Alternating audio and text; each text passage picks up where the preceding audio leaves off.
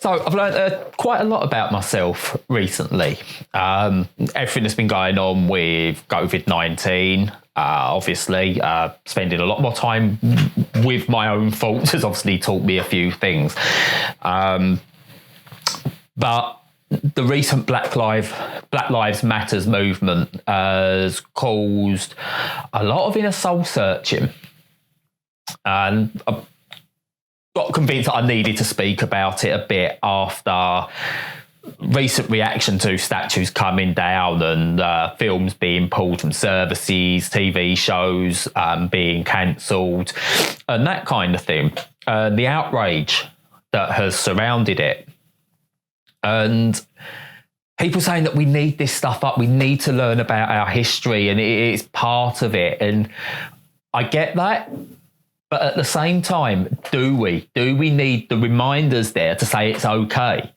The statues is the obvious one, statues of slave traders over here, Confederate generals and the likes in the States, and general racists. We don't need them. No one has forgotten who Hitler is, and you don't see statues of Hitler about. You don't see statues of Pol Pot around. You don't need statues to be reminded of history. Statues are there to celebrate, and by having statues of these people, we are celebrating them, and that's not what we should be doing. I've seen discussions had about certain schools in London that are named after slave traders, and the pupils who went there don't know that. So what's the point then in naming these things after these people if they're not educating by being there, that it's glossed over what they've done? And it's the same with TV shows. Recently, with Little Britain being pulled from various streaming services, and the creators, Matt Lucas and David Walliams, backing that is good to see, that they've admitted they've made mistakes. And I'm going to get to that point in a minute with the admitting of making mistakes. But they're happy for it to be pulled. Ant and Dec have apologised for things they've done in the past by blacking up. Not with racist intention. It is purely for disguise. It's purely for a scare and things like that. There was no ill will with that, but it was wrong. That they've owned that, and they've owned that is wrong. We're seeing temporarily Gone with the Wind. That's been pulled down for temporarily until a disclaimer can be added. And again, that's right. There's a lot of racist connotations with that. People seem to forget. Disney with Song of the South, completely removed. I know the VHS for that, one of the original prints, is worth an absolute fortune. Because, it's a vile racist film, and quite rightly so. People don't watch it anymore. We look back at stuff like the Alf Garnett character and what he was about, and that's just not right. And quite rightly so, it's not shown on TV anymore. And the argument that these are products of their time, that doesn't wash. It doesn't wash anymore. We're not looking back at going, this was something from the 60s, the 50s. It was a different time back then. We're looking at TV shows from the late 90s, early 2000s. It's recent history. And things have changed. Now, when I was younger, I've used terms that I know now are wrong through various things. I believe, because they was passed down to me through other generations, certain things about black people for a while. Black people love fried chicken, or black people are always late. I believe that. It didn't mean I disliked black people. I wasn't overtly racist, but institutionalised racism is coming down. I was led to believe that these were weaknesses of people of colour. And I know now that's not the case. And I used to use the term when if there was something I didn't like or was a bit crap, I go, that's gay. I know now that is just wrong on so many levels. I don't know what to say. I use that term, but I've grown since then. When I was younger, I was never transphobic, but prejudice was there. When my son was born, the idea of him maybe being a woman or believing he was a woman, and that's how he wanted to identify, that would have something that would have terrified me. And not disown him, no, but would I have been disappointed at the time? Yes, possibly. Because, again, prejudices around the world and what we're all taught. Sketches like you see in the likes of Little Britain, they treat us like it's something to be feared of, transgenderism. And it's not. It's not. And I've grown up since then. And if my son was to turn around to me tomorrow and tell me that he wanted to be called Lucy because he feels he was feminine or he was a woman, he's just in the wrong body or whatever, I'd support him now 100%. The same is, I don't care if he's gay, straight, pansexual, bisexual, anything. I don't care if he's asexual or whatever. He just has to be who he is and make him happy. And it was the birth of my daughter that changed a lot of that. That I started seeing the slogans on T-shirts for girls and the message it was sending them. They had to grow up to be pretty princesses or they was going to be someone's property. They wasn't saying that in as many words, but you read the statements and you read between the lines and they're growing up to be someone's property. And I don't want that for my daughter. So she's allowed boys' toys, girls' toys. She's just allowed toys. And it's a shame that I see so many toys that are aimed at girls that are just pink. So it gets thrown at her. Now, she's going through a stage at the moment where she likes wearing dresses and that's fine. But she will still wear football kits, her jeans. She still loves rough and tumble. She's not a traditional girly girl by any stretch of the imagination. But I'm not demonising any of it. I'm not demonising her watching Disney films with princesses in. Because I do think some of those now, modern ones especially, have some stronger role models. They're not perfect, not a discussion, but it is there. But the point I'm trying to make with this is everyone seems to be set in that this is how I was taught and this is what I will know from now on. And that's not the case.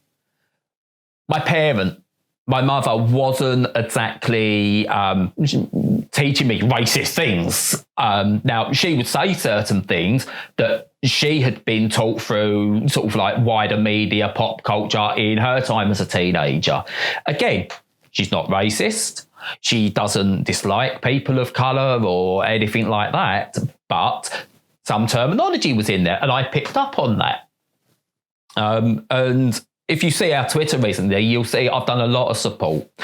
One of the things that really comes to mind is the argument that you see from people. Also, before I get to that, with regards to my mum's a lovely person and she's done so much to teach me so much good.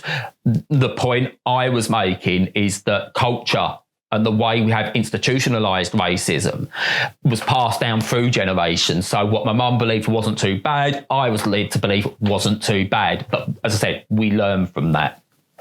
But it did get me into a debate, both within my head and with someone else. And that is the idea that you hear now of why should we be filling certain roles with women because they're women, with people of colour because they're people of colour, with people who are transgender just because they are transgender. Why should we need to fill these roles for diversity? Surely it should be the best person for the job. And for so long, I didn't know how to counter that argument to the point where I probably believed it. Yeah, it should be the best person for the job. But that's in a world where all things are equal. So is all things equal, then yes, it should be the best person for the job, regardless of race, regardless of sexual preference, regardless of gender. But we don't live in a fair and equal world. We don't. We live in a world where white people are given so many more advantages. Now, it's hard sometimes to actually discuss specifically what those advantages are, but we are given those advantages. You can go and look up the likes of John Oliver and people like that, and they discuss redlining in America and the effect that had. Now, we don't have it maybe as bad as what it is in the States because of the way the country's run, but that institutionalised racism, sexism, homophobia is still there. It's less than what it was maybe 30, 40, 50 years ago, but it is still there. So not all things are equal. And the only way now to get things to being equal, to make it so that it's best person for the job, is to get diverse people into roles they previously was not in, even if that is at the expense of a qualified white person at the moment. What we don't need to see happen is that we just have a complete switch. That would be the wrong thing, but we need to fill those roles. We need to allow people from minorities, whether that be people of colour, whether that be people from low-income backgrounds, all those kind of areas. We need to get those people the proper education they deserve. Education needs to reform, but we need to make sure that is fair for anyone, regardless of background. Only then can we start to get equal share of people into these roles. At the moment, sacrifices need to be made, and not all things are equal. So that is why I think the counter argument to the it should be the best person for the job is that it's not equal. And the best person for the job, we only believe is this person because they've had the advantages lower down to get them up there, get them more qualified.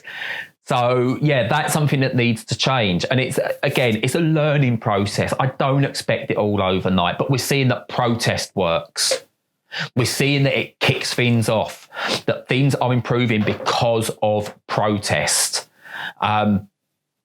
I could go on, and there's explanations as to countering the arguments to do with rioters and looters and the way they've been misrepresented in the media. But that is for another video or other people that have done it better than me. And I will link down below to that, or up there if it's possible. But I will link to that. But yeah, this is just about me understanding that I've made mistakes in the past. We all have. No one can claim they've been perfect.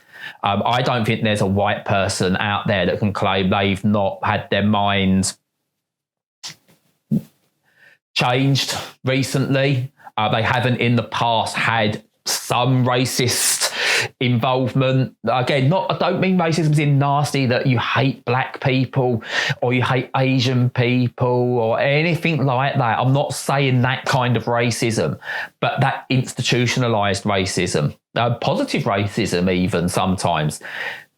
That's what we need to change, and the attitude we need to change. And I'm doing that. I'm not going to be perfect, but I've learned to accept that. I've learned I can't be perfect. All I can do is make sure that what happens after I'm gone, with my son's generation, with possible grandchildren's generation, that it continues to improve, making small changes to things, making sacrifices where needed. Little things like that. I've said before, I put out a tweet, I will do more, that I want to get more people from diverse backgrounds writing for mental health gaming. So if you're watching this and you want to reach out, you want somewhere to write, then we will be that platform. But yeah, no, that's it.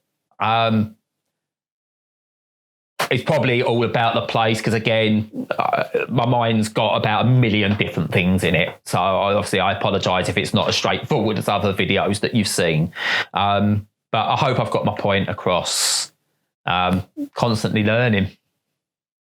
Next time.